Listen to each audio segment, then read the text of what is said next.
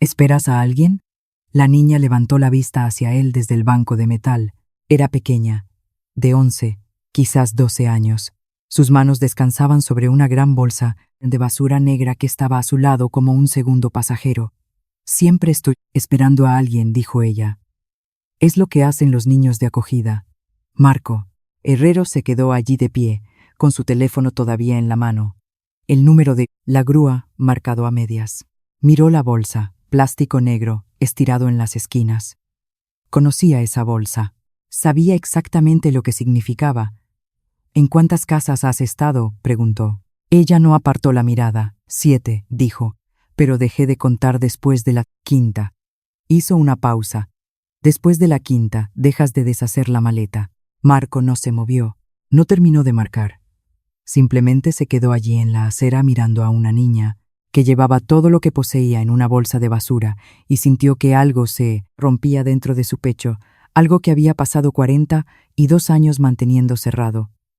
Parada de autobús estaba al borde de una carretera de doble sentido en las afueras de una pequeña ciudad en el sur de España, quizás en Andalucía o Castilla-La Mancha.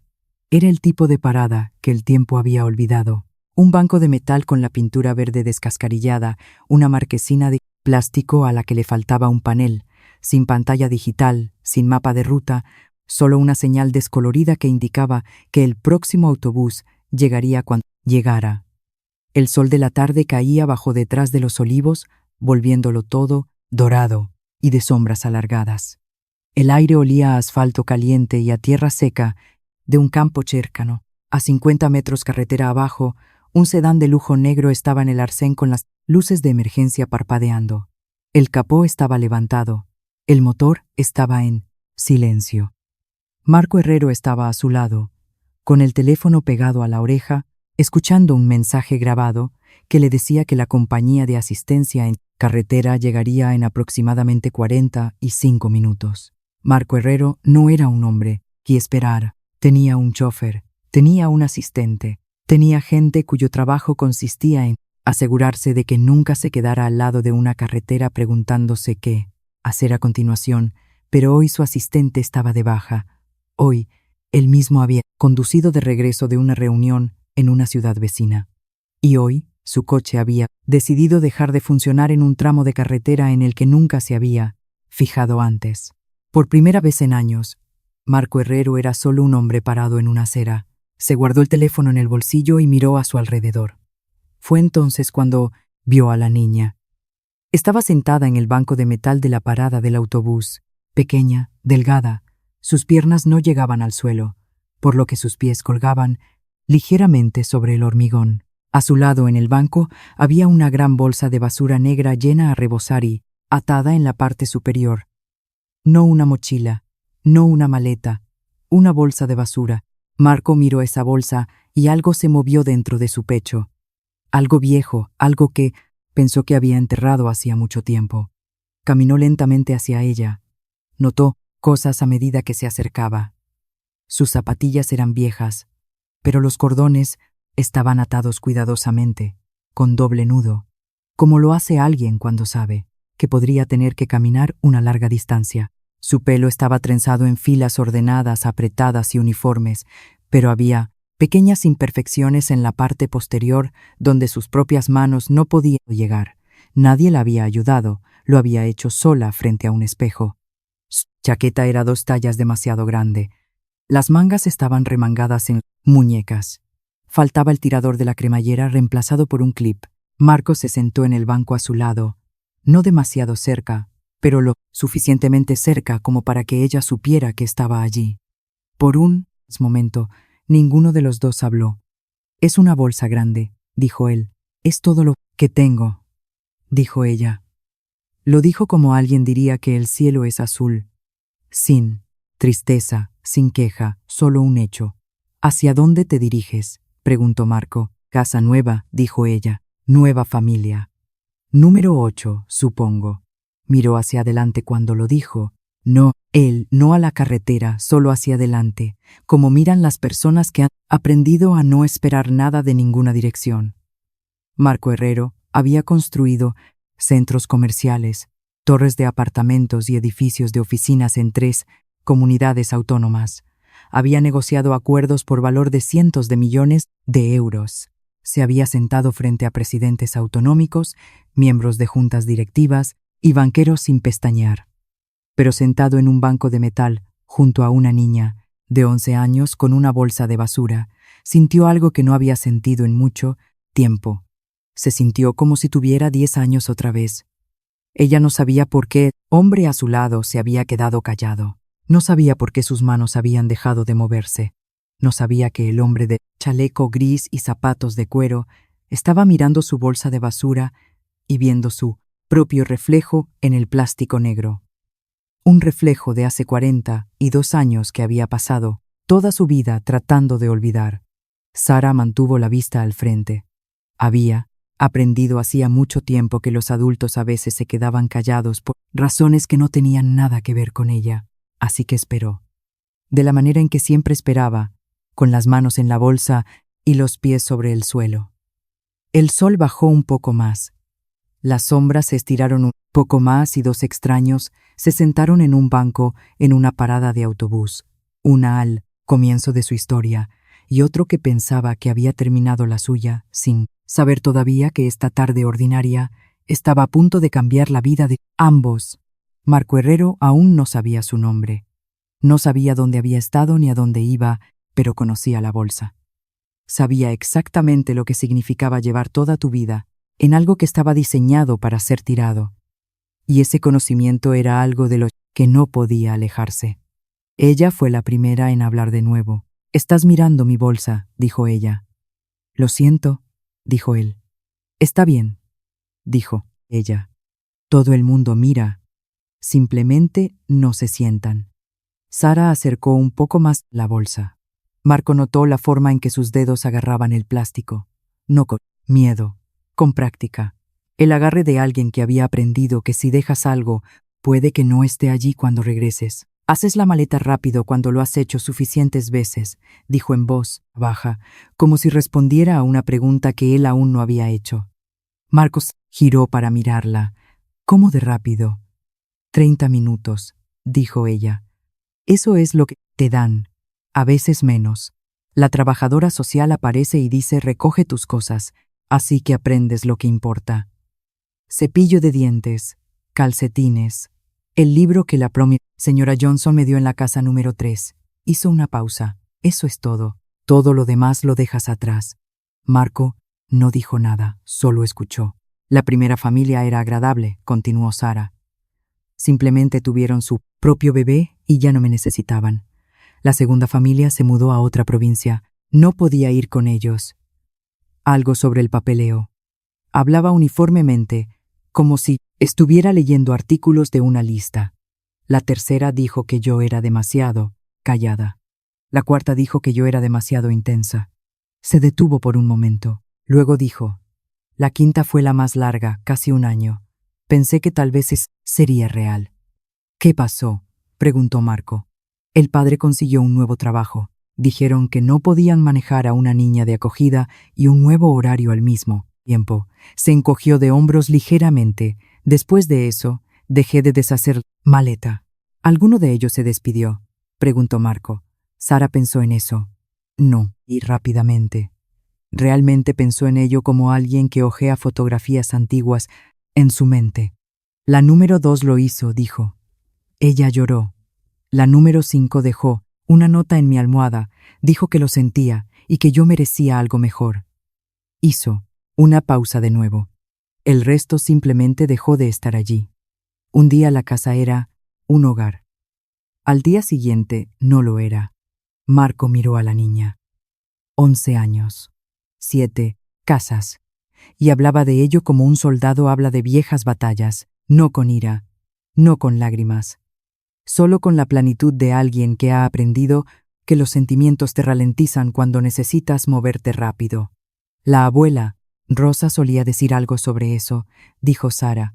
«¿Quién es la abuela Rosa?», preguntó Marco. «Mi abuela», dijo Sara. «Ella me crió antes de que entrara en el sistema. Falleció cuando yo tenía 6 años. ¿Qué decía? Decía que si la gente se va, no significa que no valga la pena que se queden por ti. Significa que no fueron lo suficientemente fuertes para quedarse. Marco se quedó callado durante mucho tiempo después de que ella dijera eso. Miró a la niña y vio algo que la mayoría de la gente pasaba por alto. No estaba rota, era cuidadosa. Había una diferencia. Las personas rotas dejaban de intentarlo. Las personas cuidadosas simplemente habían aprendido que intentarlo tenía un coste. La niña no lo sabía, pero estaba sentada en el mismo tipo de asiento en el que Marco Herrero se había sentado hace 42 años. No el mismo banco, no la misma ciudad, pero el mismo tipo de espera, el mismo tipo de bolsa, el mismo tipo de silencio que llena el espacio cuando un niño se da cuenta de que nadie va a venir, y lo único que queda por hacer es sentarse quieto y esperar que el mundo recuerde que existes. Marco miró la carretera por delante, pero ya no la veía. Estaba viendo Madrid, verano de 1982. Tenía 10 años. Sentado en una parada de autobús en el sur de la ciudad, con una bolsa de basura negra entre las rodillas. La cuarta familia de acogida había llamado a la agencia esa mañana. Dijeron que era difícil. No era difícil. Tenía miedo. Pero el miedo y ser difícil parecían lo mismo para las personas que no querían mirar de cerca. Se suponía que la trabajadora social llegaría al mediodía. Ahora eran las 2 de la tarde. Marco se sentó allí viendo los autobuses detenerse y alejarse, detenerse y alejarse. No subió a ninguno de ellos. No tenía billete. No sabía a dónde ir. Así que simplemente se sentó. El sol calentaba. Su camisa se pegaba a su espalda. Tenía la boca seca porque la última familia le había dicho que dejara su botella de agua ya que ellos la habían comprado. En algún momento, una mujer mayor se sentó en el banco a su lado. Era mayor, quizás 60 o 65 años.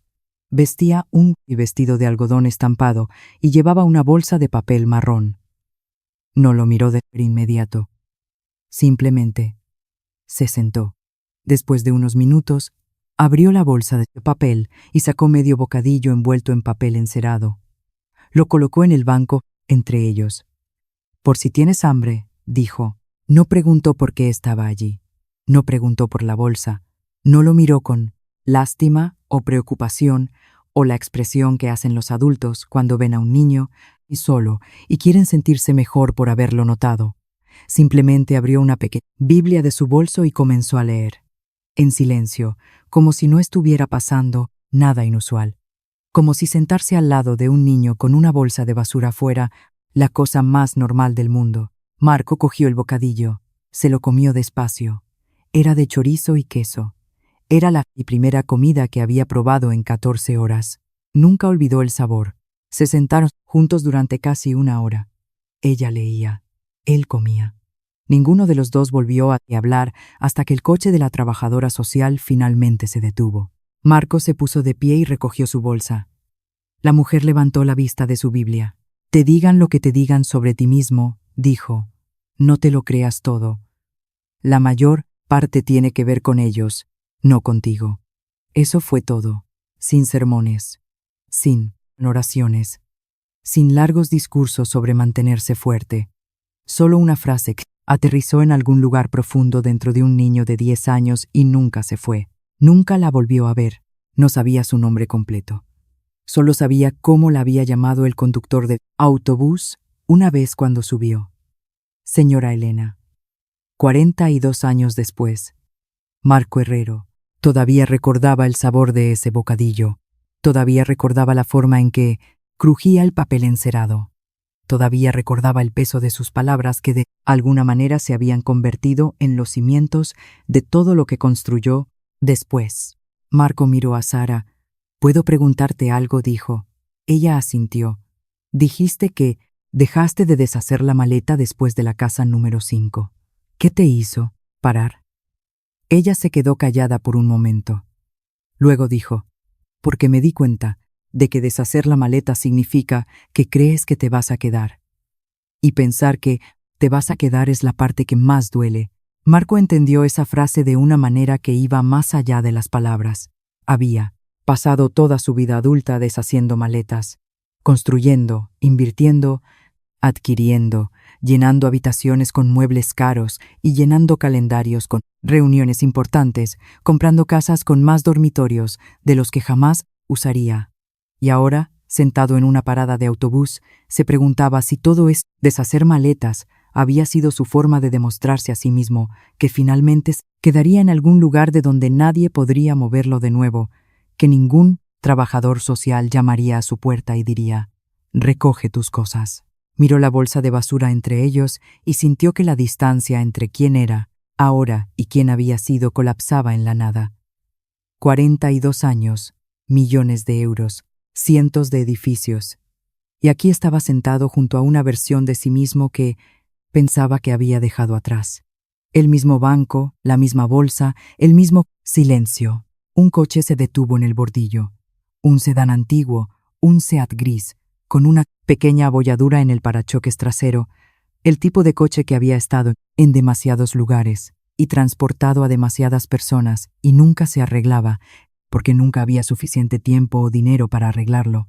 Una mujer salió, de unos 40 años. Llevaba una americana oscura sobre una blusa arrugada. Su pelo estaba recogido pero soltándose por los lados.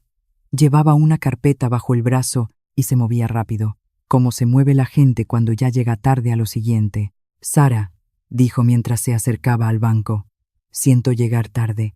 Tráfico en la carretera». La niña se levantó sin decir nada, como si hubiera estado esperando esto, como si hubiera hecho esto antes. «Soy Laura», dijo la mujer más a Marco que a Sara, porque Sara ya lo sabía. Laura era su trabajadora social, la voz en el teléfono, la persona que llamaba cuando era hora de mudarse de nuevo. Laura miró a Marco, lo escaneó rápidamente. El chaleco, los zapatos, el coche de lujo, con las luces de emergencia parpadeando carretera abajo. Suavizó su voz ligeramente, pero la mantuvo profesional.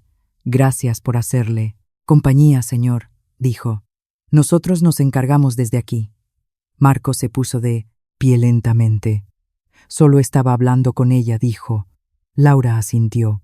Abrió la carpeta y echó un vistazo a un formulario comprobando algo. Luego miró a Sara. «¿Tienes todas tus cosas?» Sara miró la bolsa de basura. «Sí». Laura no comentó nada sobre la bolsa.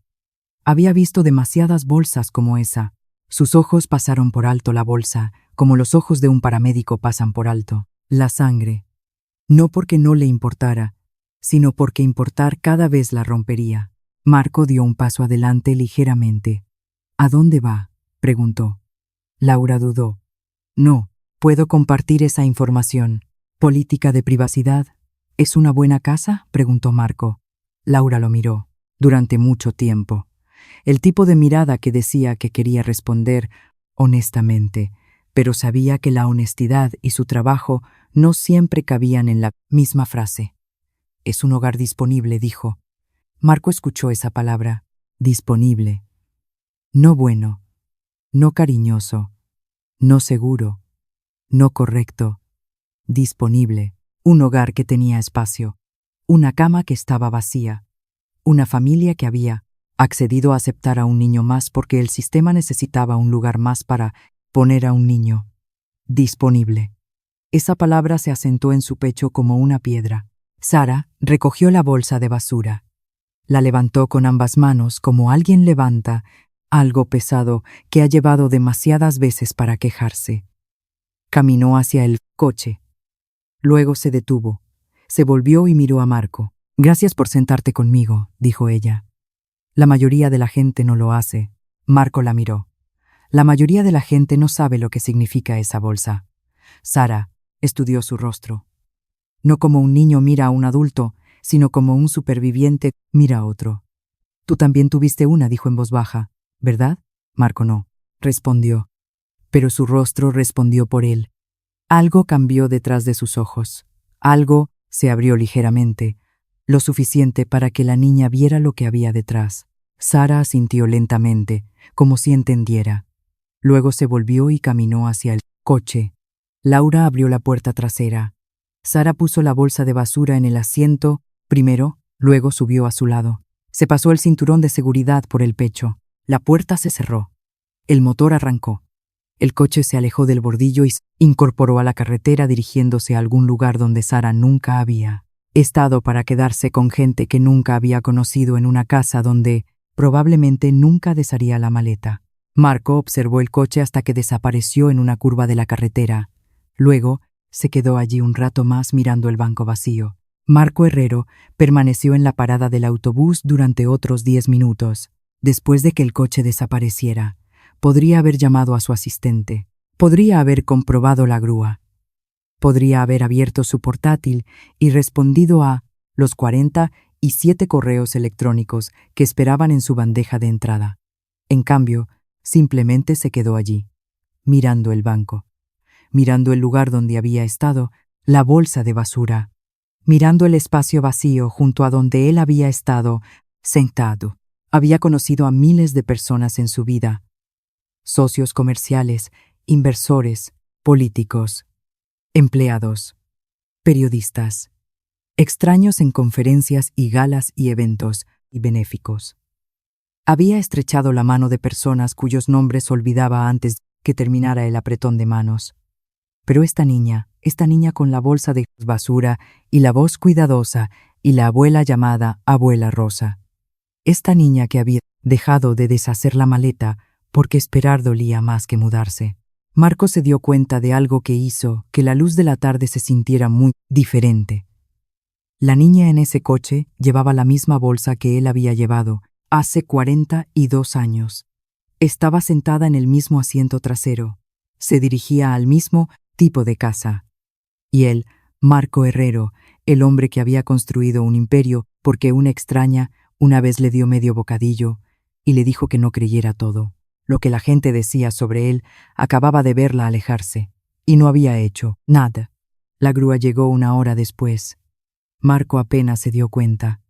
Se sentó en la parte trasera de su propio coche mientras lo enganchaban, mirando por la ventana al banco vacío. Cuando lo dejaron a él y al coche en su casa, agradeció al conductor sin mirarlo y entró. La casa era grande. Eso era lo primero que alguien decía sobre ella. Un chalet de 550 metros cuadrados de piedra y vidrio, apartado de la carretera detrás de una hilera de pinos. El camino de entrada era largo y curvo.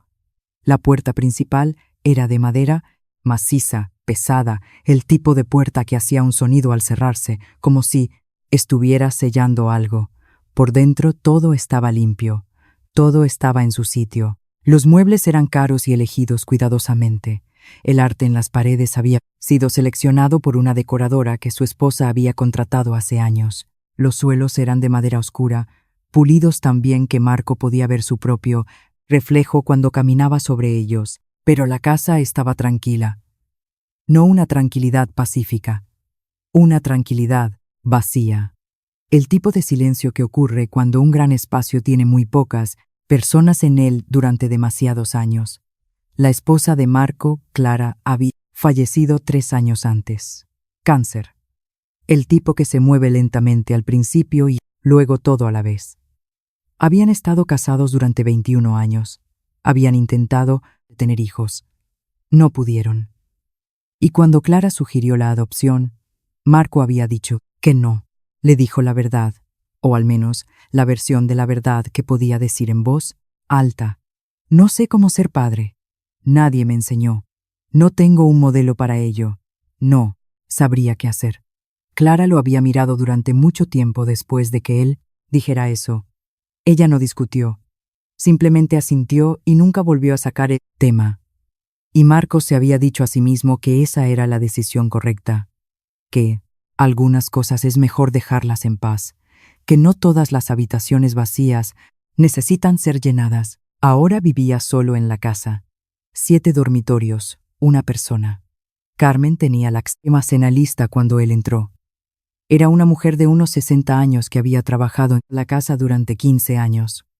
Había sobrevivido a 3 amas de llaves, 2 asistentes y un matrimonio. Dirigía la cocina, dirigía la lavandería, dirigía el horario de los trabajadores de mantenimiento y entregas y reparaciones.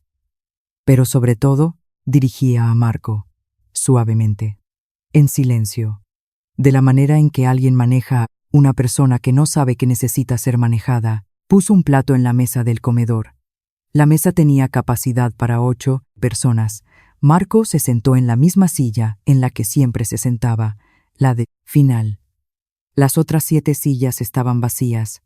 Cogió su tenedor pero no comió. Simplemente miró el plato. Carmen lo observaba desde la puerta de la cocina. «Estás callado esta noche», dijo ella. «Más callado de lo habitual». «Conocí a alguien hoy», dijo Marco. «Un socio comercial. Una niña de 11 años en una parada de autobús». Carmen caminó lentamente hacia el comedor y se paró cerca de la mesa. No se sentó. Nunca se sentaba a la mesa, pero se mantuvo lo suficientemente cerca para escuchar de la manera en que siempre lo hacía, como una mujer que había aprendido que a veces las conversaciones más importantes suceden cuando alguien finge comer. Marco le contó sobre Sara, sobre la bolsa de basura, sobre las 7 casas, sobre la forma en que hablaba de manera plana y práctica como una niña que había aprendido a describir el dolor de la manera en que otras personas describen el clima. Le contó sobre la trabajadora social, sobre la palabra disponible, sobre el momento en que el coche se alejó y él se quedó allí sin hacer nada. Cuando terminó, Carmen se quedó callada por un momento. Luego dijo, «¿Y la dejaste ir?» No era una pregunta, no era una acusación, era algo intermedio. El tipo de frase que aterriza suavemente pero corta profundo. «¿Qué se suponía que debía hacer?», dijo Marco. «Soy un extraño». Carmen lo miró de la manera en que a veces lo miraba cuando decía algo que era cierto pero no honesto. «Tú también fuiste un niño una vez», dijo ella. «Que esperó a que un extraño hiciera algo». Marco dejó el tenedor. No lo volvió a coger. Carmen retiró el plato unos minutos más tarde sin decir una palabra más. Apagó la luz de la cocina y dio las buenas noches de la manera en que siempre lo hacía, tranquila, simple, como si el mundo siguiera girando de la manera en que se suponía que debía hacerlo. Marco subió las escaleras, se cepilló los dientes, se cambió de ropa, se acostó en su cama en su dormitorio, el más grande de los 7. Las sábanas estaban limpias, las almohadas eran suaves. La habitación tenía temperatura controlada, estaba perfectamente oscura. Y no podía dormir porque todo en lo que podía pensar era en un número. 7. 7 dormitorios en esta casa y cada uno de ellos vacío. 7 hogares de acogida en los que esa niña había vivido y cada uno de ellos temporal. El mismo número, el mismo vacío, simplemente vestido con ropa diferente. Esa noche Marco Herrero se acostó en una casa con 7 dormitorios y pensó en una niña que había estado en 7 hogares y no pudo dormir. A la mañana siguiente, Marco Herrero hizo algo que no había hecho en 20 años. Hizo una llamada telefónica que no tenía nada que ver con el dinero. Se sentó en su despacho de casa con una taza de café que se había enfriado y marcó el número de David Castillo. David era su abogado personal. Se conocían desde hacía 2 décadas. David había manejado cada acuerdo importante, cada contrato, cada decisión legal que Marco había tomado. Era agudo, cuidadoso y paciente, el tipo de abogado que nunca hacía preguntas innecesarias, pero siempre notaba cuando algo andaba mal. David respondió al segundo tono. «Son las 7 de la mañana, Marco. O estás comprando algo o estás en problemas». «Ninguna de las dos cosas», dijo Marco. «Necesito que encuentres a una niña». Hubo una pausa. «Necesito que encuentres a una niña», continuó Marco. «Está en el sistema de acogida. Su nombre es Sara». «No, tengo un apellido». Estaba en una parada de autobús en la carretera nacional ayer, por la tarde alrededor de las 5. Una trabajadora social llamada Laura la recogió en un sedán gris. David se quedó callado por un momento. «Marco, encontrar a un niño específico en el sistema de acogida no es sencillo. Hay leyes de privacidad, expedientes, sellados, protección de datos». «Lo sé», dijo Marco. «Por eso estoy llamando a un abogado y no a Google». «¿Por qué quieres encontrarla?», preguntó David. Marco miró por la ventana de su despacho. Los pinos en el jardín se mecían ligeramente con la brisa de la mañana. Podía ver el largo camino de entrada, La puerta principal vacía.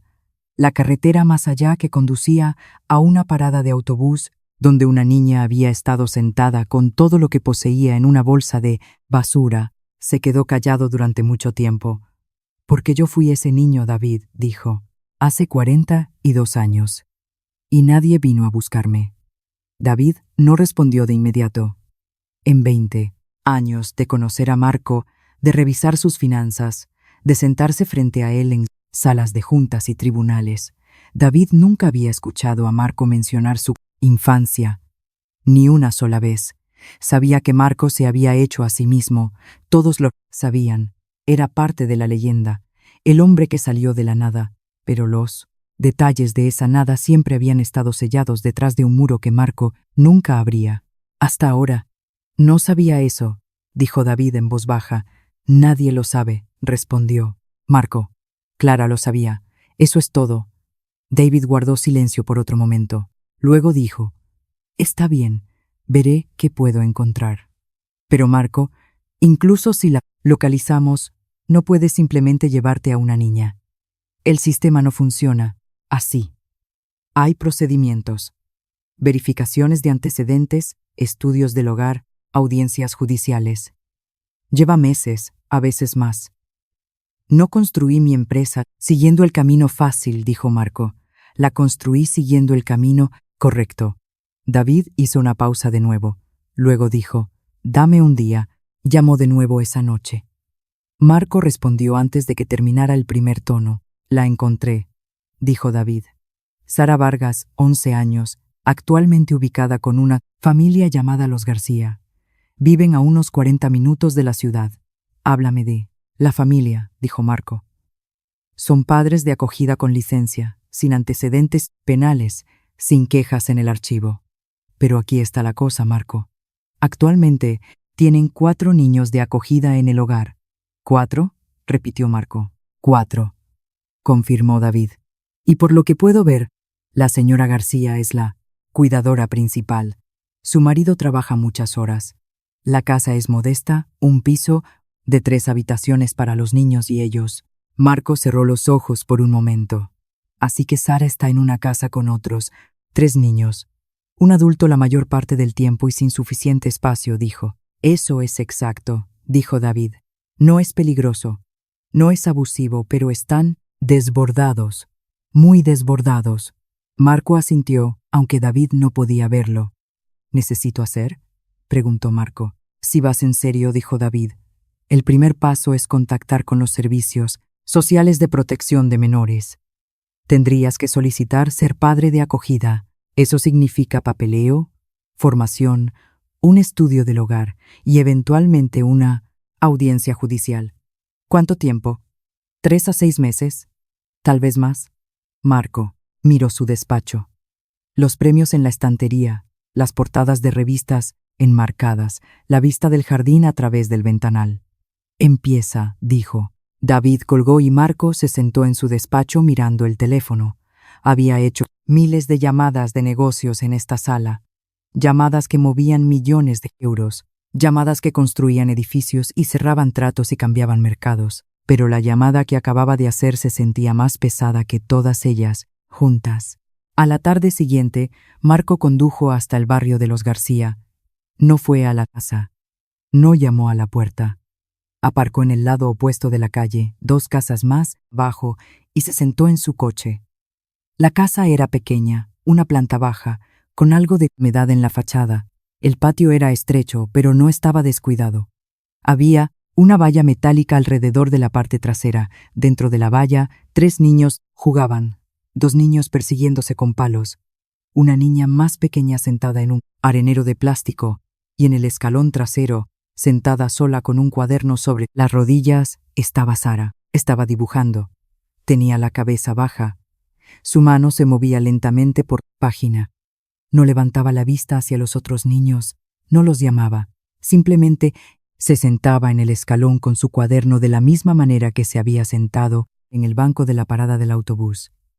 Tranquila, quieta, separada. La señora García salió a la puerta trasera. Tenía quizás 45 años. Vestía una camiseta descolorida y vaqueros, con el pelo recogido. Parecía cansada, no enfadada, no fría, simplemente cansada de la manera en que se ve a alguien cuando está haciendo más de lo que una persona debería tener que hacer. Niños, entrad, llamó. A cenar. Los 3 niños corrieron hacia la puerta. Sara se levantó lentamente, cerró su cuaderno y lo siguió adentro. Ella fue la última en cruzar la puerta. La señora García no miró el cuaderno. No preguntó qué estaba dibujando Sara. Simplemente mantuvo la puerta abierta y luego la cerró detrás de ella. Marco cogió su teléfono y llamó a David. «He visto la piv casa», dijo. «Ella está a salvo. Pero no la ven». «¿Qué quieres decir?», preguntó David. «Quiero decir que es un número en un sistema», dijo Marco. Se sienta en un escalón con un cuaderno y nadie pregunta «¿Qué está dibujando?». Marco recordó algo entonces. Su tercer hogar de acogida, una casa en un barrio que se parecía mucho a este.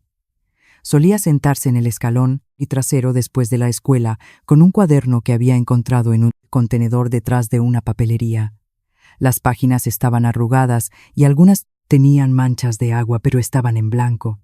Y Marco dibujaba edificios altos, edificios con grandes ventanales y amplias puertas y vestíbulos, hechos de mármol. Nadie le preguntó qué estaba dibujando. Nadie miró el cuaderno.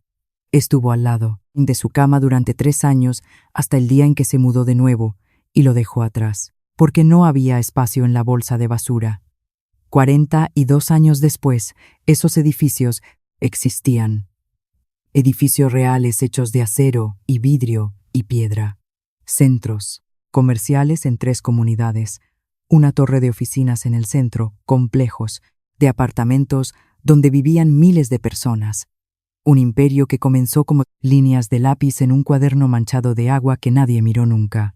Marco miró a Sara, sentada en el escalón dibujando en su cuaderno, y pensó algo que no podía quitarse de la cabeza. Esa niña está construyendo algo. Simplemente no lo sabe todavía, y nadie a su alrededor puede verlo.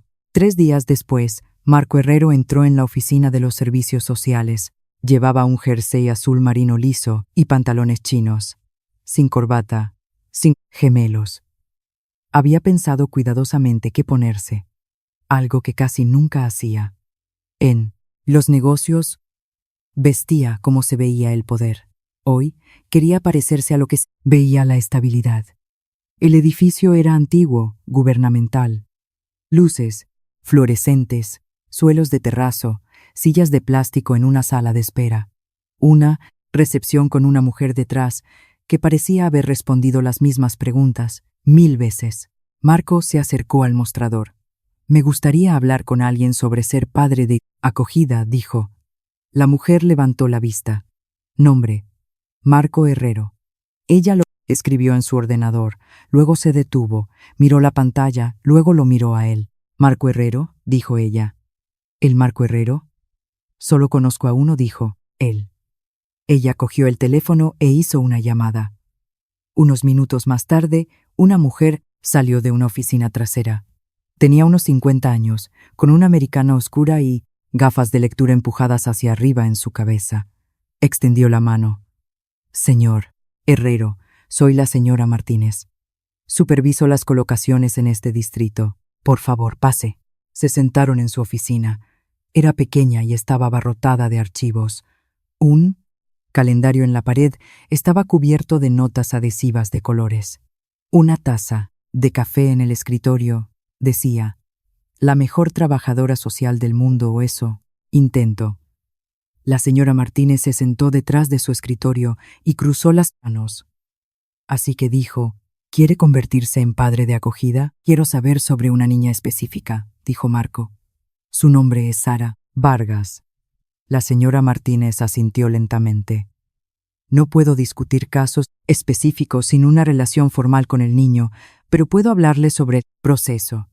¿Está buscando acoger o adoptar?». «Estoy buscando ayudar», dijo Marco. La señora Martínez esbozó una pequeña sonrisa, no desagradable pero cómplice.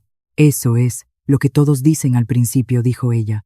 «Luego descubren cuánto papeleo implica, cuánto tiempo lleva, a cuántas clases tienen que asistir, cuántas preguntas tienen que responder sobre su propia infancia, su propia salud mental, sus propias finanzas, sus propias razones. La mayoría de ellos deciden que es más fácil escribir un cheque. Marco la miró fijamente. Sé cómo funciona el sistema, dijo. Yo estuve en él. La señora Martínez se detuvo. Sus manos se descruzaron. Se reclinó ligeramente en su silla y lo miró de manera diferente. No como a una celebridad, no como a un multimillonario, como a una persona. ¿Cuántas casas?, preguntó en voz baja. 5, dijo Marco, antes de que alguien finalmente se quedara conmigo.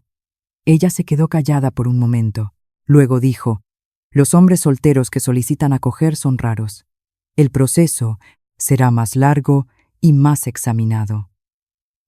Habrá una verificación de antecedentes, revisión financiera, entrevistas de estudio del hogar, clases de formación obligatorias, una audiencia judicial. Se le harán preguntas personales que la mayoría de la gente no se siente cómoda respondiendo. Lo entiendo, dijo Marco. El sistema está diseñado para proteger a los niños, continuó ella. A veces, eso significa protegerlos de personas con buenas intenciones que no están preparadas. Marco asintió. No estoy pidiendo saltarme la cola, dijo. Estoy pidiendo estar en ella. La señora Martínez lo miró durante mucho tiempo. Luego, abrió un cajón y sacó una carpeta gruesa. La colocó sobre el escritorio entre ellos. Esta es la solicitud, dijo. Es larga, es personal y es solo comienzo. Marco cogió la carpeta. Pesaba más que cualquier contrato que hubiera firmado jamás. Esa noche, Marco se sentó en su despacho de casa leyendo la solicitud acogida. Cada página preguntaba algo personal. Historia familiar, experiencias de la infancia, razones para solicitar, historial de salud mental, relaciones, sistemas de apoyo. Su teléfono vibró. Un mensaje de David. He sacado los expedientes escolares de Sara. Pensé que deberías ver esto. Marco abrió el archivo adjunto. Era un informe del maestro de Sara. Las notas estaban por encima de la media. La asistencia era casi perfecta. Las notas de comportamiento decían que era cooperativa pero reservada. La palabra retraída aparecía 3 veces. La frase emocionalmente cautelosa aparecía una vez. Luego, Marco leyó una sola línea en la sección de observaciones del maestro que lo hizo dejar de desplazarse. Sara dibuja casas durante el tiempo libre. No casa en la que vive. Casas que imagina. Marco dejó el teléfono. Cerró los ojos, por un momento. Él también dibujaba casas. Cuando tenía su edad, no las casas en las que vivía. Casas con las que soñaba. Casas con grandes cocinas y patios, traseros y habitaciones con puertas que se cerraban desde dentro para que nadie pudiera entrar sin preguntar. Dibujaba esas casas en cuaderno tras cuaderno porque dibujarlas era la única forma de vivir en ellas, aunque fuera por un minuto. Así era como soñaban los niños de acogida, no en voz alta, no con palabras, en papel, en silencio, donde nadie podía quitarles el sueño porque nadie sabía que existía. Marco abrió los ojos y tomó una decisión. Cogió una hoja de papel de su escritorio, blanca y lisa, sin membrete de la empresa, sin relieve, solo papel. Y cogió un bolígrafo, no un teclado, no un teléfono, un bolígrafo. Y comenzó a escribir. Querida Sara, me senté a tu lado en una parada de autobús la semana pasada.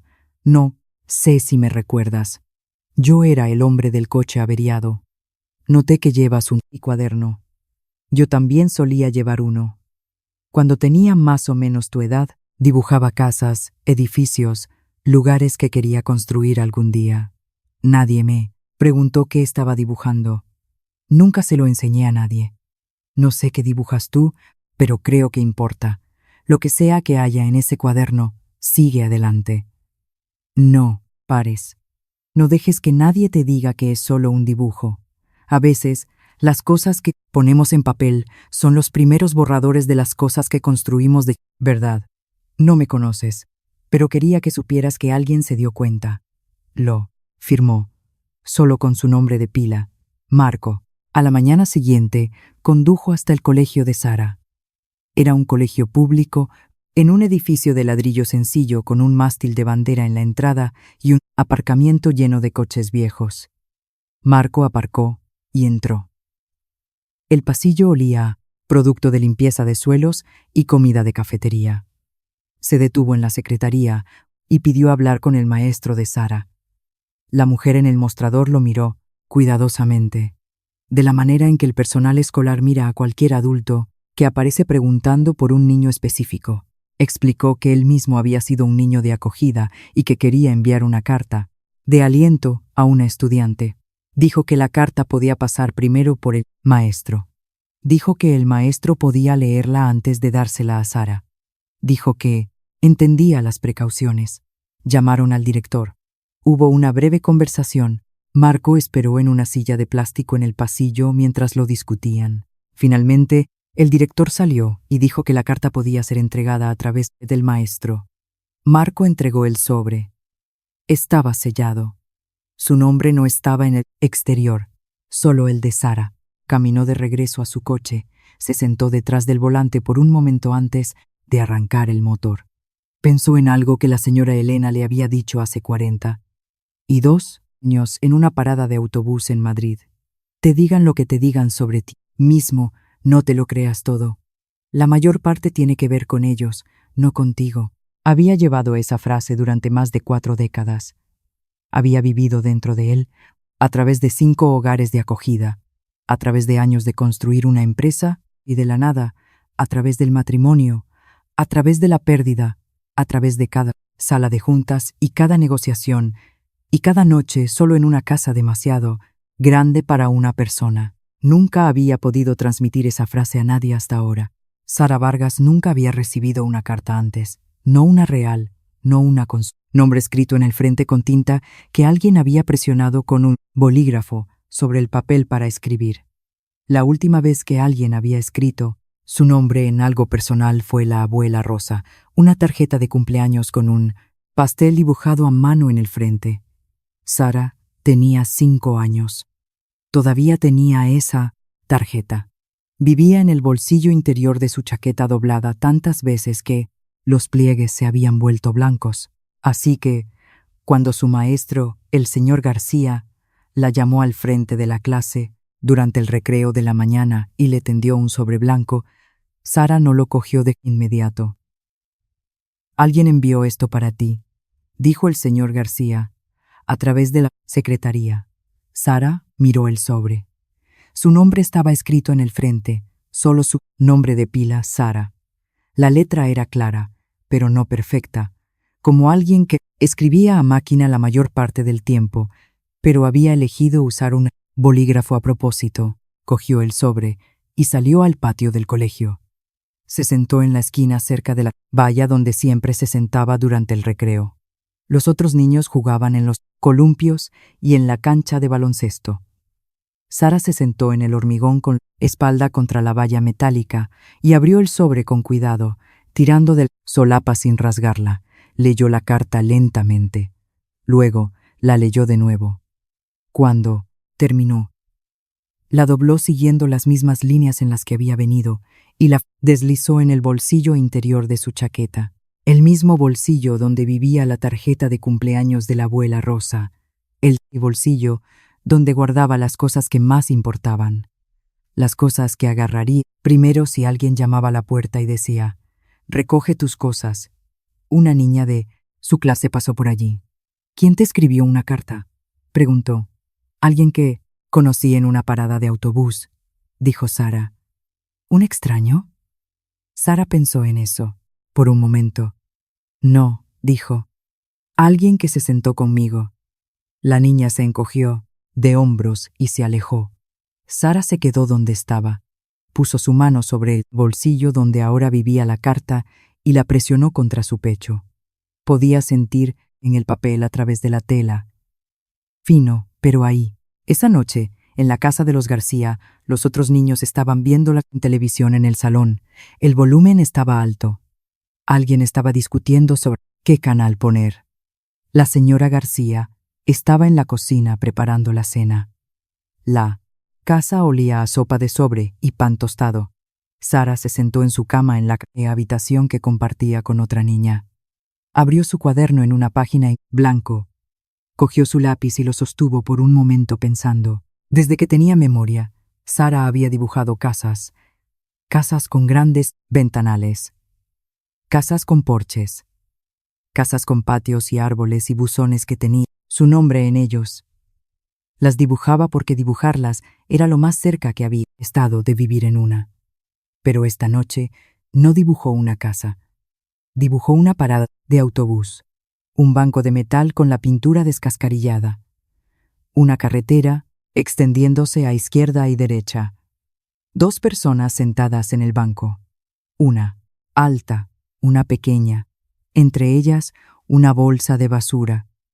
Lo dibujó con cuidado, el banco, la marquesina con el panel faltante, la cera agrietada, los zapatos del hombre, sus propios zapatos, la bolsa. La abuela Rosa solía decir que Dios te envía personas en paradas de autobús y supermercados y salas de espera, no en iglesias o lugares elegantes. Él las envía donde ya estás parado. Sara no había pensado en eso en mucho tiempo, pero, sentada en una cama en una casa que no era la suya, dibujando un banco en el que se había sentado durante menos de una hora, pensó en ello ahora. Miró el dibujo durante mucho tiempo. Las 2 figuras en el banco, el espacio entre ellas, la bolsa en el medio. Luego volvió a coger su lápiz y escribió una palabra en la parte inferior de la página. La palabra era quedó, porque eso fue lo que hizo el hombre en la parada del autobús. No arregló nada, no prometió nada, no dijo, cuidaré de ti, o cambiaré tu vida, o todo va a salir bien. Simplemente se quedó. Y para una niña que había visto a la gente irse 7 veces, esa sola palabra significaba más que cualquier promesa. 2 semanas después, Marco Herrero estaba sentado en su salón frente a una mujer llamada señora López. Era de los servicios sociales.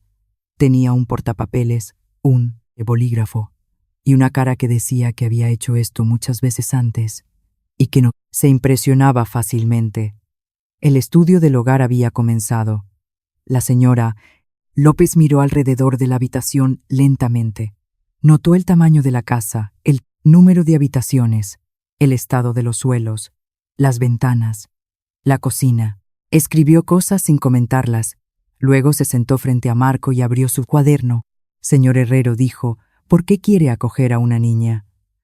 Marco le contó sobre la parada de autobús, sobre la niña, sobre la bolsa de basura, sobre la forma en que hablaba, sobre la forma en que llevaba todo lo que poseía en algo que estaba diseñado para ser tirado. La señora López escuchó y escribió. Cuando él terminó, ella levantó la vista. Esa es una bonita historia, dijo, pero el acogimiento no es una historia. Son despertares a las 3 de la mañana, porque un niño tiene una pesadilla y no confía en usted lo suficiente como para contárselo. Son fechas judiciales y visitas de trabajadores sociales y un niño que podría mirarle a los ojos, decir, te odio, y usted tiene que quedarse de todos modos. Hizo una pausa. ¿Está preparado para eso? Creo que sí, dijo Marco. ¿Cree que sí? Repitió ella. La mayoría de las personas que se sientan en esa silla dicen que lo saben. Usted es el primero hoy que ha dicho creo. Ella escribió algo. Luego hizo la pregunta que Marco había estado esperando y temiendo. Hábleme de su propia experiencia en el sistema. Marco se quedó callado durante mucho tiempo. Miró la mesa de café entre ellos. La alfombra debajo de ella. El suelo debajo de la alfombra. Como si estuviera tratando de encontrar el fondo de algo. Luego habló. 5 casas, dijo.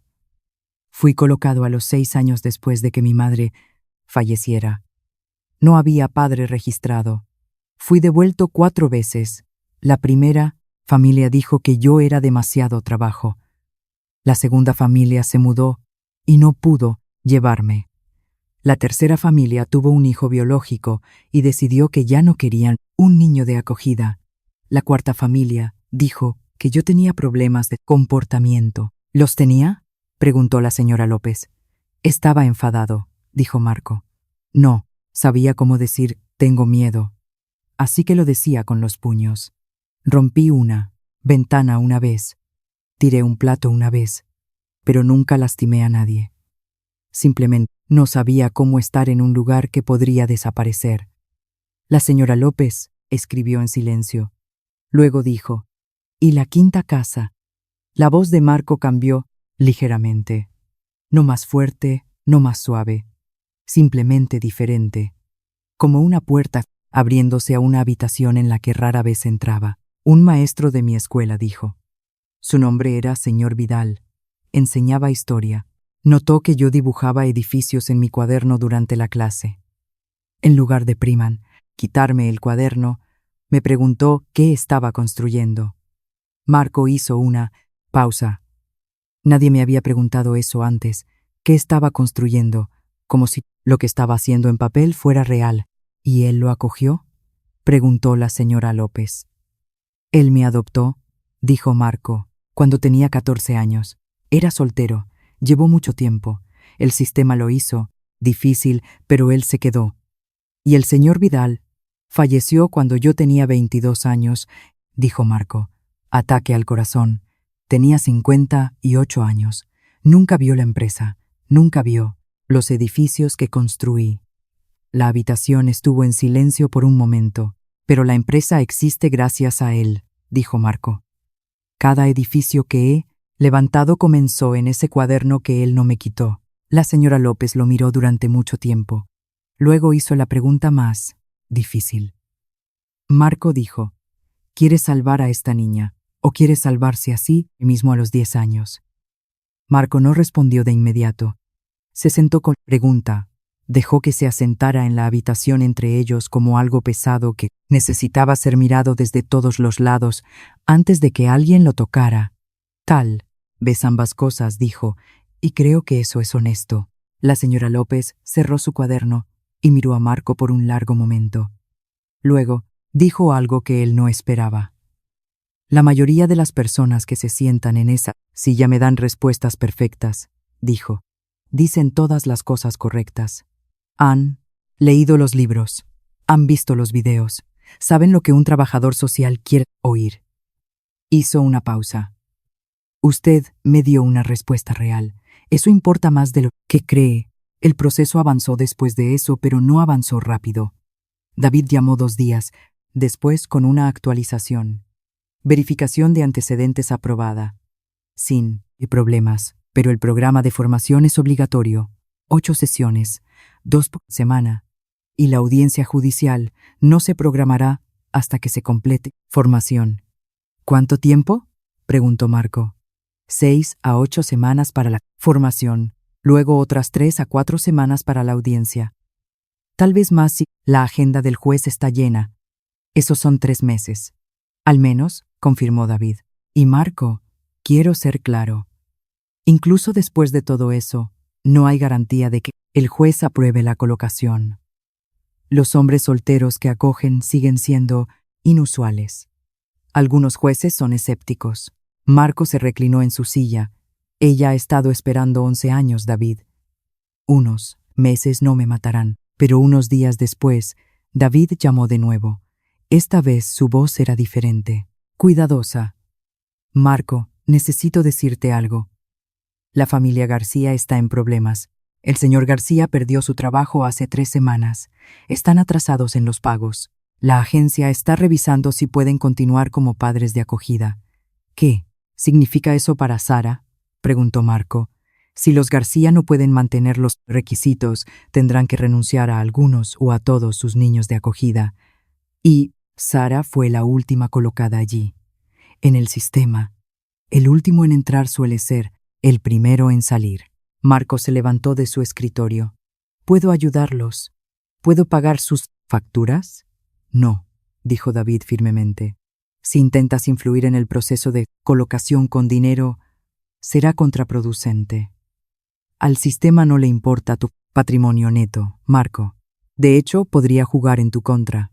¿Por qué? Porque los jueces desconfían de las personas ricas que de repente quieren niños que nunca han conocido. Lo han visto antes. Personas que tratan el acogimiento como un proyecto de caridad. Personas que quieren sentirse bien consigo mismas durante unos meses y luego devuelven al niño cuando se pone difícil. Marco se sentó de nuevo. Se presionó la mano contra la frente. Esa noche, Carmen le trajo la cena. No la tocó. «No has comido hoy», dijo ella. «No tengo hambre». Ella se paró en la puerta y lo observó de la manera en que siempre lo hacía, cuando tenía algo que decir. «¿Sabes lo que pienso?», dijo ella. «Dime».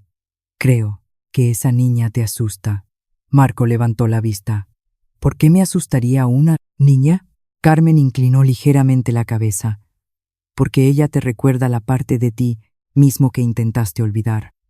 La parte que se sentaba en bancos y llevaba bolsas de basura y esperaba a personas que nunca aparecían. Construiste todo esto». Hizo un gesto alrededor de la habitación para no tener que pensar nunca más en ese niño. Y ahora aquí está, sentado en una parada de autobús, mirándote directamente. Marco no respondió. Carmen recogió el plato intacto y regresó a la cocina. Marco se sentó en su despacho esa noche, mirando la carpeta de solicitud de acogida en su escritorio. Había construido su vida controlando los resultados, dinero, estrategia, tiempo. Sabía cómo leer un acuerdo, cómo superar a un competidor, cómo cerrar una negociación a su favor. Toda su carrera se basó en la creencia de que si planeabas lo suficientemente bien y trabajabas lo suficientemente duro, podías determinar el resultado. Pero esto era algo que el dinero no podía acelerar. La estrategia no podía atajar. El tiempo estaba en manos de otra persona. Un juez, un trabajador social, un sistema que se movía a su propio ritmo por sus propias razones. Por primera vez en décadas, Marco Herrero no tenía el control. Y eso lo aterrorizaba. Sucedió un martes por la mañana. La llamada llegó de David a las 8:15. «Los García notificaron a la agencia», dijo David. «No pueden continuar. Dificultades financieras. Están devolviendo a los 4 niños al sistema». Marco agarró el teléfono. «¿Cuándo?». «Hoy. Los trabajadores sociales ya están siendo enviados. Sara también. Sara también». Marco cerró los ojos. Vio la bolsa de basura. Vio la parada de autobús. Vio las manos de la niña agarrando el plástico negro con el agarre practicado de alguien que había hecho esto demasiadas veces. «¿A dónde irá?», preguntó. «Aún no lo sé», dijo David. «La agencia encontrará cualquier colocación que esté disponible». Disponible. Esa palabra de nuevo. No buena, no segura, no correcta. Disponible. En la casa de los García, Laura llegó a las 9:30 de la mañana. Aparcó el sedán gris en el mismo lugar donde siempre lo aparcaba. Caminó hasta la puerta principal y llamó de la manera en que siempre llamaba. 2 golpes suaves. Luego, esperó. La señora García abrió la puerta. Sus ojos estaban rojos. Había estado llorando. No delante de los niños. En el baño con el agua corriendo para que no pudieran oír. «Lo siento», dijo la señora García. «Lo intentamos». «Sé que lo hicisteis», dijo Laura. Sara ya estaba en la habitación que compartía con la otra niña. Estaba haciendo en la maleta. No necesitaba que se lo dijeran. Había escuchado a la señora García por teléfono la noche anterior. Había escuchado las palabras «no podemos más», «lo siento mucho» y «simplemente no tenemos el dinero». Sabía lo que significaban esas palabras. Las había escuchado antes. La bolsa de basura estaba abierta sobre la cama. Sara guardó sus cosas rápidamente. Había hecho esto 8 veces ya. Conocía el orden. Cepillo de dientes primero, luego calcetines, luego el libro de la señora Johnson, luego todo lo demás. Pero antes de nada de eso, metió la mano en el bolsillo de su chaqueta y sacó 2 cosas: la tarjeta de cumpleaños de la abuela Rosa y la carta de Marco. Sostuvo ambas por un momento, luego las volvió a guardar en el bolsillo y cerró. la cremallera. Esas dos cosas se quedarían en su cuerpo, no en la bolsa. Sobre ella, el cuaderno fue el último. Lo envolvió en una camiseta vieja para que las páginas no se doblaran. Luego ató la bolsa en la parte superior y la levantó de la cama. 30 minutos, de principio a fin. Se estaba volviendo más rápida. Laura estaba esperando en la puerta principal. ¿Lista?, preguntó.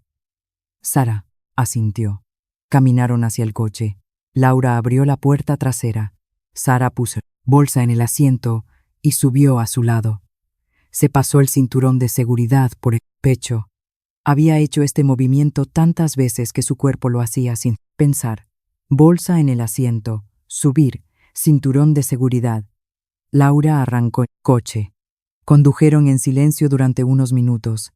Luego Laura habló. Lo siento, Sara. Sara miró por la ventana. No es tu culpa, dijo ella. Lo sé, dijo Laura. Pero aún así lo siento. Fue un pequeño momento. Un intercambio tranquilo entre dos personas que entendían que el sistema era más grande que cualquiera de ellas, y que a veces sentirlo era lo único honesto que quedaba por decir. El coche giró hacia la Convengue, carretera principal. Pasaron la gasolinera, pasaron el supermercado, pasaron el colegio, al que Sara había estado yendo durante las últimas 3 semanas, y luego pasaron la parada de autobús. Sara giró la cabeza. Miró el banco de metal a través de la ventana del coche. El banco estaba vacío. Nadie estaba sentado allí. Ningún hombre con un chaleco gris. Ningún coche averiado con luces de emergencia parpadeando. Solo un banco vacío al lado de la carretera.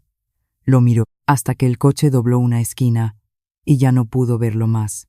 La abuela Rosa decía que las personas son como árboles. Algunos tienen raíces profundas y se quedan para siempre. Algunos solo están de paso como hojas, pero incluso las hojas te mantienen caliente por un tiempo. Esa noche Sara fue colocada en un centro de acogida llamado Centro Horizonte. Era un edificio bajo de ladrillo en una calle tranquila. Por dentro había un largo pasillo con habitaciones a ambos lados. Cada habitación tenía 2 camas. Había un baño compartido al final del pasillo. Un horario estaba pegado en la pared cerca de la recepción. Despertar a las 7. Desayuno a las 7:30. Luces apagadas a las 9. Un miembro del personal le mostró a Sara su habitación. Cama número 9. Un colchón delgado sobre una estructura de metal. Una pequeña mesita de noche con un cajón. Una ventana que daba a un aparcamiento. Sara puso su bolsa de basura debajo de la cama. Se sentó en el colchón.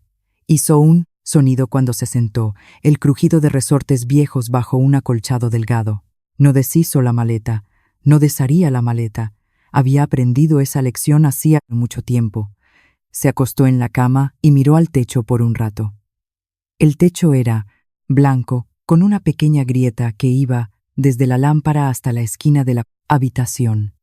Trazó la grieta con los ojos como solía trazar carreteras en mapas cuando era más joven, imaginando a dónde podrían llevar. Luego metió la mano debajo de la cama y sacó el cuaderno de la bolsa de basura. Lo desenvolvió de la camiseta y lo abrió en una página nueva. No dibujó una casa. Dibujó una parada de autobús. Un banco vacío. Sin gente esta vez. Solo el banco. La carretera. La pintura descolorida. El panel faltante en la marquesina. Y debajo del dibujo escribió 5 palabras. Él dijo: «No dejes de dibujar». Cerró el cuaderno y lo sostuvo contra su pecho por un momento. Luego lo deslizó debajo de su almohada y cerró los ojos. No durmió mucho tiempo, pero tampoco lloró. Había dejado de llorar después de la casa número 4. Llorar no cambiaba nada. Solo mojaba la almohada, así que yacía allí en la cama número 9, en una habitación en la que nunca había estado antes, en un edificio lleno de niños que nunca había conocido, sosteniendo un cuaderno debajo de su almohada como si fuera la única cosa en el mundo que le pertenecía. Porque lo era. A la mañana siguiente, David llamó a Marco a las 7. «La han movido», dijo David. Los García no pudieron quedársela. Ahora está en un centro de acogida. Marco estaba de pie en su cocina. Dejó su taza de café en la encimera. Lentamente, cuidadosamente, como si estuviera tratando de no romper algo. ¿Cuál?, preguntó. Centro Horizonte, dijo David. Es una instalación de colocación temporal en el lado este. ¿Temporal?, repitió Marco. Todo en su vida es temporal. David se quedó callado por un momento. Luego dijo: la audiencia todavía es, o dentro de 2 semanas. No hay nada que podamos acelerar, Marco. Si apareces en un centro de acogida sin avisar preguntando por una niña específica, parece incorrecto. Levanta sospechas. Tenemos que pasar por los canales adecuados. Lo sé, dijo Marco. Lo mejor que puedes hacer ahora es terminar la formación y esperar a la audiencia. Lo sé, dijo Marco de nuevo. Pero la palabra esperar se sentía como contener la respiración bajo el agua. Después de colgar, Marco se quedó en la cocina durante mucho tiempo. Miró a su alrededor las encimeras de mármol, los electrodomésticos de acero inoxidable, rincón de desayuno con la ventana que daba al patio trasero. Una casa construida para una familia que nunca llegó. Cogió su teléfono de nuevo y marcó el número de la señora Martínez. Señora Martínez, dijo cuando ella respondió. Soy Marco, herrero. Entiendo que Sara Vargas ha sido trasladada al Centro Horizonte. Es correcto, dijo la señora Martínez cuidadosamente. ¿Puedo verla? Todavía no. No hasta que el tribunal apruebe una relación formal. Usted sabe esto, señor herrero. ¿Puedo al menos enviarle algo? Una carta. Hubo una pausa. Una carta puede pasar por la agencia. Podemos revisarla y pasarla. Gracias, dijo Marco. Colgó y se sentó en su escritorio. Sacó una hoja de papel, el mismo papel blanco liso que había usado antes, y comenzó a escribir. Querida Sara, escuché que te mudaste de nuevo. Sé cómo se siente eso. Cuando tenía tu edad, me mudé 5 veces. Cada vez pensaba que nunca dejaría de mudarme. Pensaba que mudarse era simplemente lo que hacían las personas como yo, como si fuera parte de quien era. Pero paré. Un día, alguien decidió que valía la pena que me quedara. Llevó mucho tiempo. Llevó más tiempo del que debería haber llevado, pero sucedió. Quiero que sepas algo. No voy a ninguna parte. Estaré aquí cuando estés lista. Tome el tiempo que tome. No dejes de dibujar. Marco selló el sobre. Escribió su nombre en el frente cuidadosamente. Cada letra, colocada con el tipo de atención que generalmente reservaba para contratos por valor de millones de euros. Pero esto no era un contrato. Esto era algo más. Esto era un hombre escribiendo un nombre en un sobre, como si fuera la palabra más importante que había escrito en toda su vida, porque lo era. La sala del tribunal era pequeña. No el tipo de sala de tribunal que ves en las películas, sin estrado del jurado, sin galería de espectadores, solo una sala, con paneles de madera con luces fluorescentes, un estrado elevado para el juez, 2 mesas y algunas filas de sillas detrás de una barandilla baja. Juzgado de familia, el tipo de sala donde las decisiones pesan más que cualquier cosa, decidida en una sala de juntas, pero los muebles cuestan menos que una sola silla en el despacho de Marco Herrero. Marco se sentó en la mesa del lado izquierdo de la sala. David se sentó a su lado. Marco llevaba un chaleco oscuro sobre una camisa blanca sin corbata. David le había dicho esa mañana: «Quieres parecer serio, no corporativo. Hay una diferencia en esta sala». La señora Martínez se sentó en la segunda fila detrás de ellos. La señora López se sentó a su lado sosteniendo una carpeta con su informe del estudio del hogar dentro. Laura, la trabajadora social, se sentó al final de la misma fila. Había venido en su día libre y en la parte trasera de la sala, en una silla cerca de la puerta, estaba sentada Sara. Estaba al lado de una consejera designada por el tribunal, una mujer que Sara había conocido 2 veces.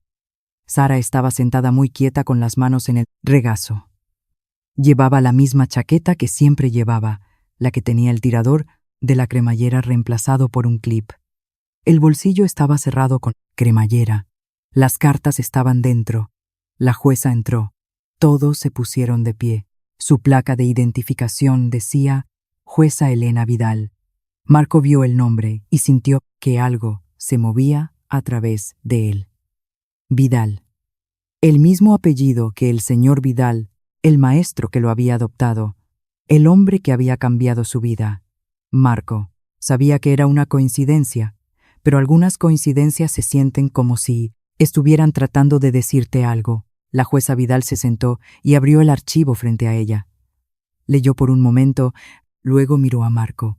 Señor Herrero, dijo, usted está solicitando convertirse en el padre de acogida de Sara Vargas con la intención de adoptar.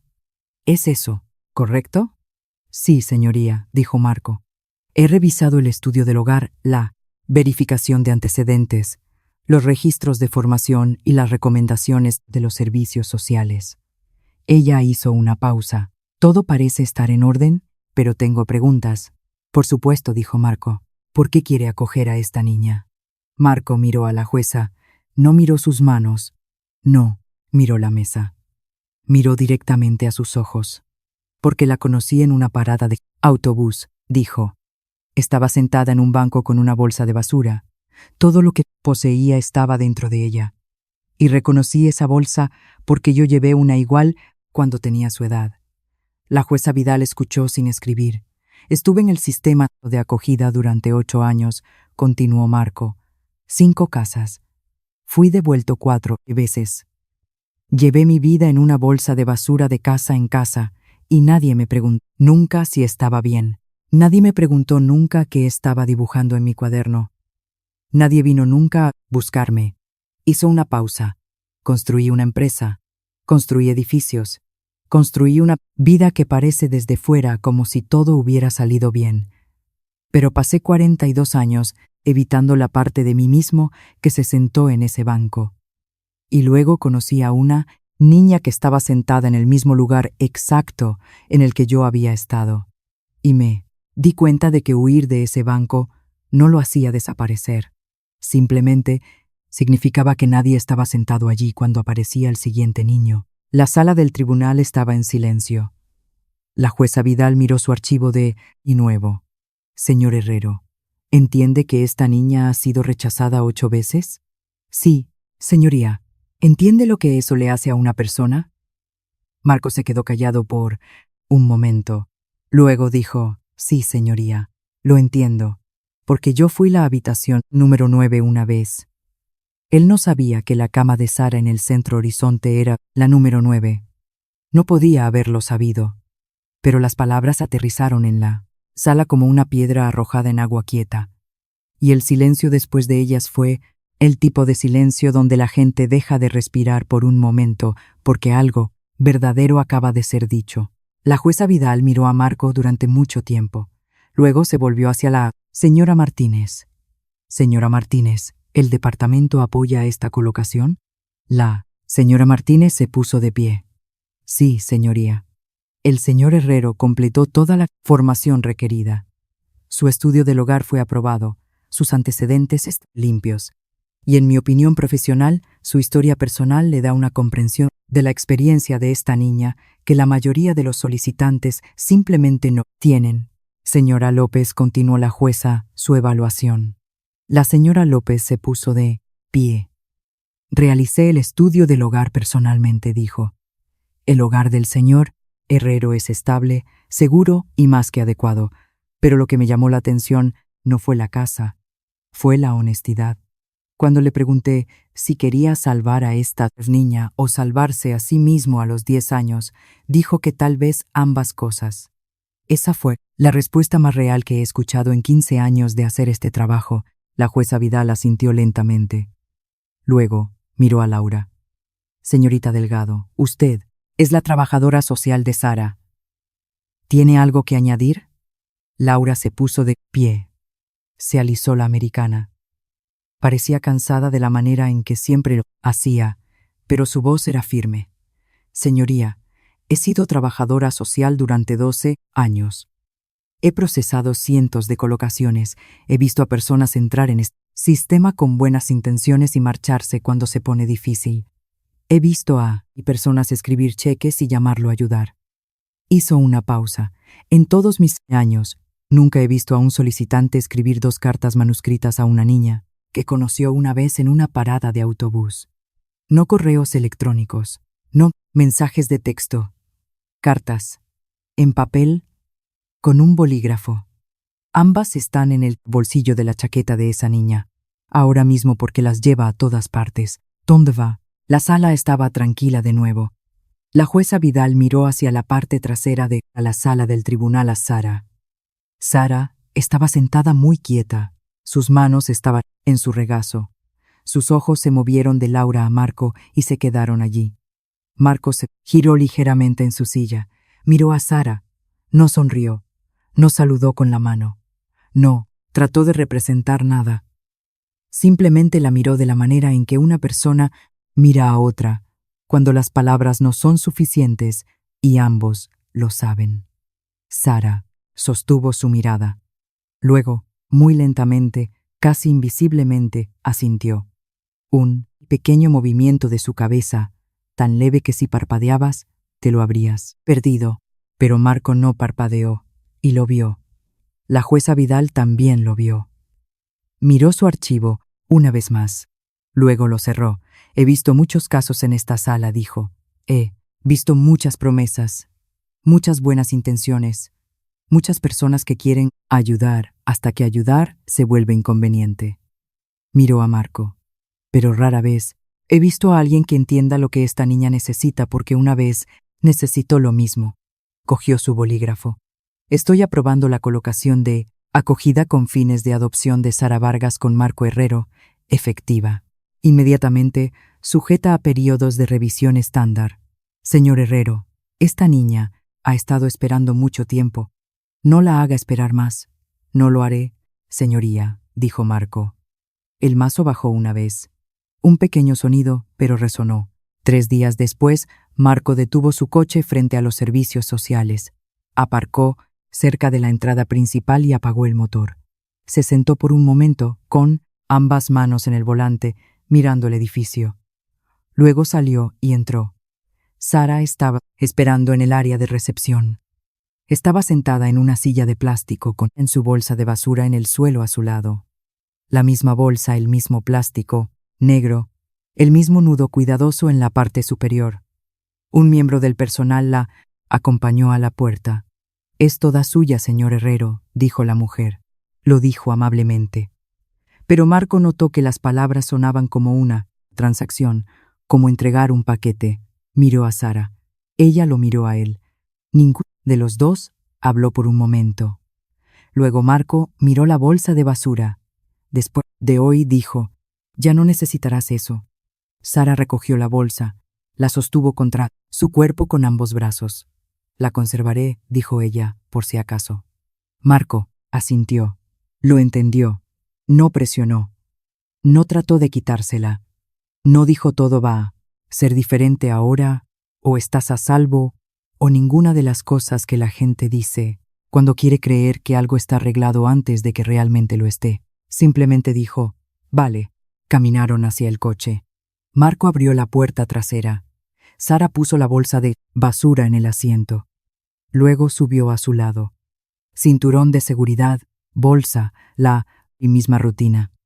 Condujeron en silencio durante la mayor parte del trayecto. Sara miró por la ventana.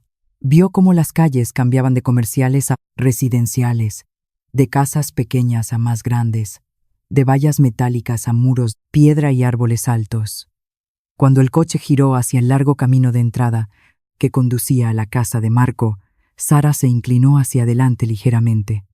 La casa apareció a través de los pinos, grande, de piedra y vidrio. Los pinos bordeando el camino de entrada, la puerta principal de madera maciza. «¿Aquí es donde vives?», preguntó ella. «Aquí es donde vivimos», dijo Marco. La puerta principal se abrió antes de que llegaran. Carmen estaba en la puerta con su delantal habitual, sus manos cruzadas frente a ella. «Así que tú eres Sara», dijo ella. Sara levantó la vista hacia ella. «Sí, señora. He oído mucho sobre ti». «¿De quién?», preguntó Sara. Carmen sonrió gentilmente. «De un hombre que no ha hablado de otra cosa durante 2 meses». Entraron. Sara caminó lentamente por la casa. Miró los techos altos, el amplio pasillo, el salón con los grandes ventanales. No tocó nada. Caminaba de la manera en que alguien camina por un museo, mirando, no perteneciendo, todavía no. Llegaron a una puerta al final de un pasillo en el segundo piso. Marco se detuvo. ¿Qué? ¿Habitación es la mía?, preguntó Sara. Marco abrió la puerta. La habitación no era la más grande de la casa, pero estaba preparada. Una cama con sábanas blancas limpias y una manta azul suave. Una mesita de noche con una pequeña lámpara, una estantería medio llena de libros elegidos para su edad, un escritorio cerca de la ventana con vistas al jardín trasero y los pinos, y en el escritorio una caja de madera abierta. Dentro había lápices de colores, bolígrafos de dibujo, pinceles de acuarela y un cuaderno de bocetos, nuevo, con una cubierta de cuero. Sara caminó hacia el escritorio. Miró la caja, tocó los lápices ligeramente de la manera en que alguien toca algo que teme que pueda desaparecer. Luego miró a Marco. «¿Te acordaste?», dijo ella. «Me acordé», respondió él.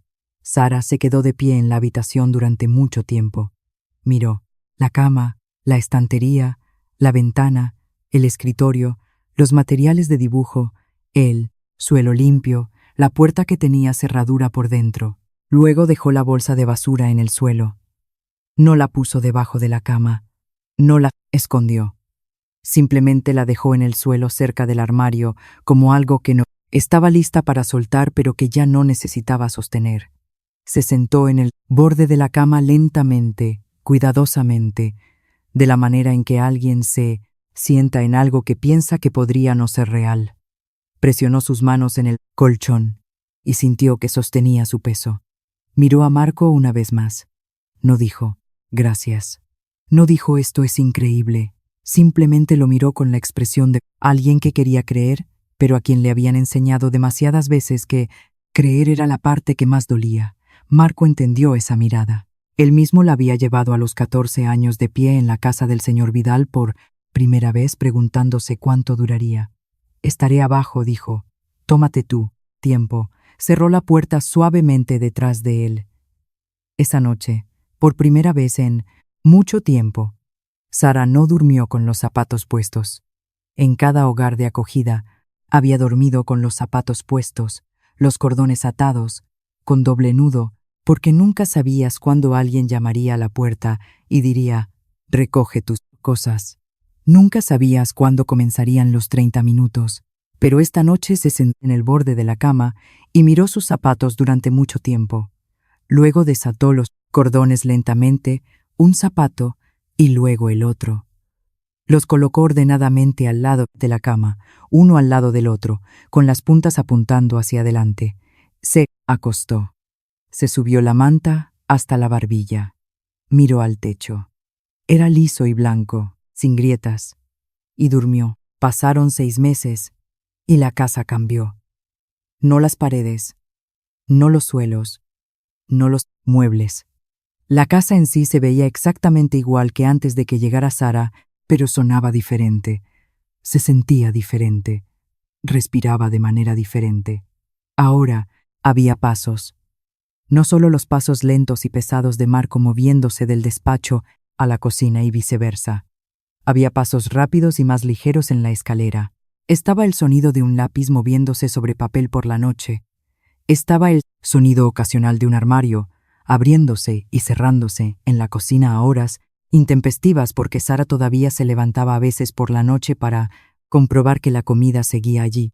Ella lo llamaba señor Marco, no papá, no padre, señor Marco, y Marco nunca la corrigió. Entendía que los nombres se ganaban, no se asignaban, y que algunos nombres llevaban más tiempo que otros. En el colegio las cosas cambiaron. Sus notas, que siempre habían sido decentes a pesar de todo, comenzaron a subir. Maestro envió una nota a casa que decía, «Sara está más participativa en clase. Levantó la mano 2 veces esta semana». Para una niña que había sido descrita como retraída durante años, levantar la mano 2 veces era una revolución. Hizo una amiga, una niña llamada Lucía, que se sentaba a su lado en la clase de arte. Lucía dibujaba animales, Sara dibujaba edificios. No hablaban mucho durante la clase. Simplemente dibujaban una al lado de la otra y a veces levantaban sus cuadernos para mostrarse mutuamente lo que habían hecho. Era la amistad más tranquila de la escuela y era la primera real que Sara había tenido. Marco también cambió. Empezó a salir del despacho antes. Reprogramó reuniones que caían durante la hora de la cena. Fue a la exposición de arte del colegio y se paró en un gimnasio con luces fluorescentes y serpentinas de papel.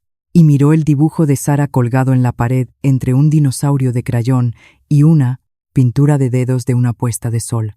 Era la única persona allí con chaleco. También era la única persona allí que nunca había asistido a un evento escolar para un niño antes.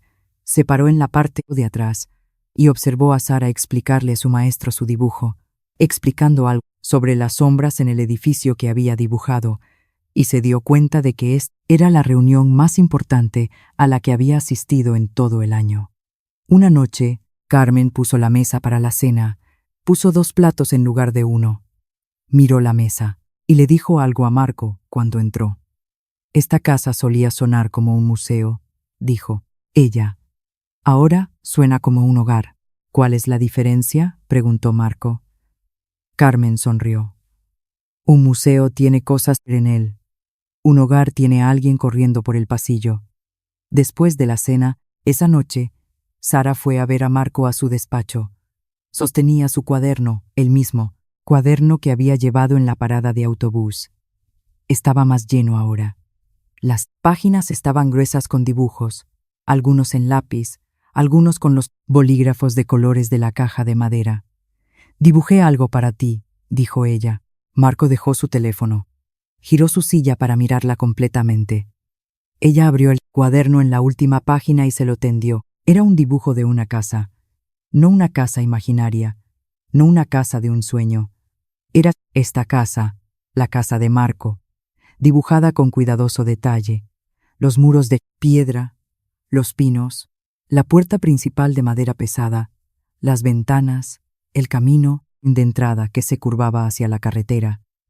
Y frente a la casa 2 figuras, una alta, una pequeña, de pie una al lado de la otra. Debajo del dibujo en su cuidadosa letra, Sara había escrito una frase. «Esta es la primera casa que no he tenido que imaginar». Marco miró el dibujo. Lo miró durante mucho tiempo. No habló. No necesitaba hacerlo. Algunos momentos están demasiado llenos para las palabras. Y este era uno de ellos. Luego dijo muy suavemente: «Gracias por dibujarnos un hogar». Marco Herrero había construido cientos de edificios en su vida. Torres de apartamentos que tocaban el cielo, centros comerciales que llenaban manzanas enteras de la ciudad, complejos de oficinas donde miles de personas iban a trabajar cada mañana. Había visto su nombre en placas y en periódicos y en los alados de las vallas de construcción, pero ninguno de esos edificios había sido llamado nunca un hogar. Hasta que una niña con un cuaderno dibujó uno para él. Una semana después, Marco Herrero hizo algo en lo que había estado pensando durante mucho tiempo. Condujo de regreso a la parada de autobús en la carretera nacional. Aparcó al lado de la carretera y caminó hasta el banco de metal con pintura verde descascarillada, el banco donde se había sentado con Sara, el banco donde todo comenzó. Se sentó. El metal estaba caliente por el sol de la tarde. La carretera estaba tranquila. Pasó un autobús, luego otro. Marco los vio irse de la manera en que los había visto irse cuando era niño en Madrid hace 42 años. Sacó su teléfono y llamó a la señora Martínez. Señora Martínez dijo: «Quiero hacer algo y quiero su ayuda». «¿Qué es?», preguntó ella. «Quiero patrocinar un programa», dijo. «No solo un cheque. Quiero construir algo. Quiero que cada niño que entre en el sistema de acogida en esta comunidad autónoma reciba equipaje real, no bolsas de basura. Una maleta con su nombre en ella». La señora Martínez se quedó callada por un momento. «¿Una maleta?», repitió ella. «Con su nombre en ella», dijo Marco de nuevo, «porque ningún niño debería llevar su vida en algo que estaba diseñado para ser tirado». Hubo una larga pausa. «Señor Herrero», dijo la señora Martínez, ¿Sabe cuántos niños entran en el sistema en esta comunidad cada año? Lo sé, dijo Marco. Ya he hecho los números. Por supuesto que sí, dijo ella. Y por primera vez, Marco la oyó sonreír a través del teléfono. Esta historia nos recuerda que las cosas más importantes en la vida no se construyen con dinero, se construyen con presencia. Un bocadillo de un extraño, en una parada de autobús en Madrid, una carta escrita con un bolígrafo en lugar de tecleada en una pantalla, una decisión de sentarse en un banco cuando todos los demás pasan de largo. Cada niño de acogida que lleva una bolsa de basura lleva una pregunta. La pregunta es simple, y es la misma cada vez. ¿Alguien se va a quedar? Y la respuesta a esa pregunta lo cambia todo. La abuela Rosa una vez le dijo a Sara que Dios envía personas en paradas de autobús y supermercados y salas de espera, no en iglesias o lugares elegantes. Él las envía donde ya estás parado. Tenía razón, pero lo que la abuela Rosa no dijo fue esto. A veces la persona que Dios envía es también la persona que necesitaba ser salvada. Esta historia es una obra de ficción. Todos los personajes, eventos y situaciones no son reales y no representan a ninguna persona real o historias verdaderas. Sin embargo, la crisis del acogimiento familiar es real. Miles de niños están actualmente en el sistema de protección de menores en España. Muchos de ellos llevan sus pertenencias en bolsas de basura. Si esta historia te conmovió, considera aprender más sobre cómo apoyar a los niños de acogida en tu comunidad. Organizaciones en toda España trabajan cada día para brindar dignidad a los niños en el sistema porque cada niño merece una maleta con su nombre.